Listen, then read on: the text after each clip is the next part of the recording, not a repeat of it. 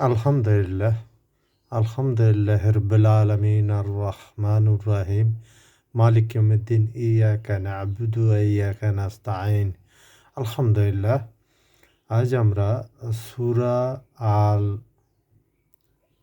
ইব্রাহিমের ৪০ নম্বর আয়াত,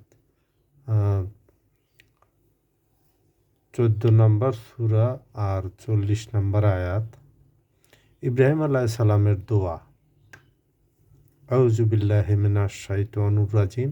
বিসমিল্লাহির রহমানির রহিম। রব্বিক রব্বিজ্জাআলনি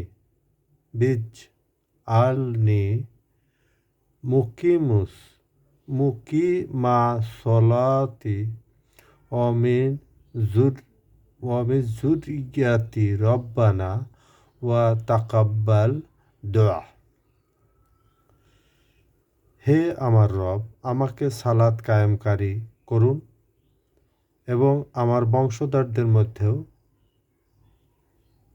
হে আমার রব, আমার প্রার্থনা কবুল করুন। অর্থাৎ ইব্রাহিম আলাইহিস সালাম তার নিজের জন্য এবং তার পরিবার পরিজনের জন্য যে দোয়া করেছিলেন সেটাই আমরা আজ আলোচনা করব ইনশাআল্লাহ।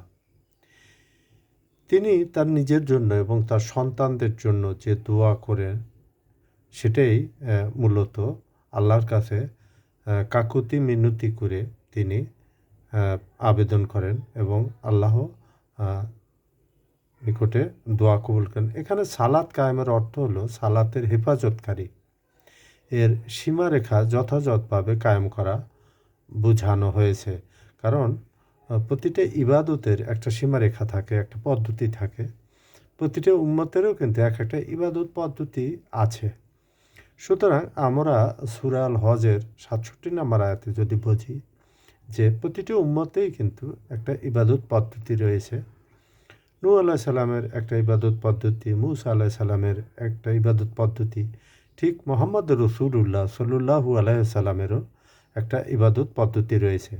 সেই হিসাবে আমরা অবশ্যই যে নবীর উম্মত এবং যে নবীর উপরে যে কিতাব নাজিল হয়েছে সেই কিতাব অনুসারে আমরা অবশ্যই তার ইবাদতের কথা উল্লেখ করব। নিজেদের সাথে স্বীয় সন্তানদের ইতিপূর্বেও নিজের সাথে স্বীয় সন্তানদের সাথে দোয়া করলেন এবং তাদেরকে মূর্তি পূজা থেকে বাঁচিয়ে রাখো। আল্লাহর সাহায্য ছাড়া কিন্তু কেউ হেফাজত পায় না এবং হেদায়েতও আশা করতে পারে না। আল্লাহর সাহায্য অবশ্যই প্রয়োজন এবং এতে জানা গেল যে দ্বীনের আহ্বায়ক স্বীয় পরিবারের হিদায়াত এবং দ্বীনি শিক্ষা এবং এ ব্যাপারে উদাসীনতা থাকা উচিত নয়, বরং দাওয়াত ও তাবলীগের মাধ্যমে এই বিষয়গুলিকে অবশ্যই একের পর এক প্রাথমিকভাবেই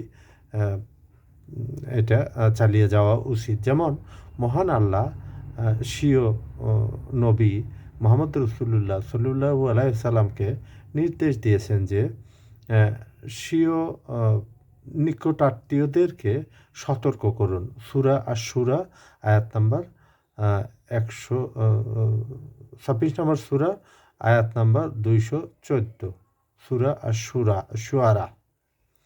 তো এতে আমাদের বোঝা যায় যে অবশ্যই আমাদেরকে দোয়া করতে হবে এবং সালাত প্রতিষ্ঠা করতে হবে। ওমা আলাইনা ইল্লাল বালাগ। জাযাকাল্লাহু খাইরান ওয়া আহসানুল জাযা।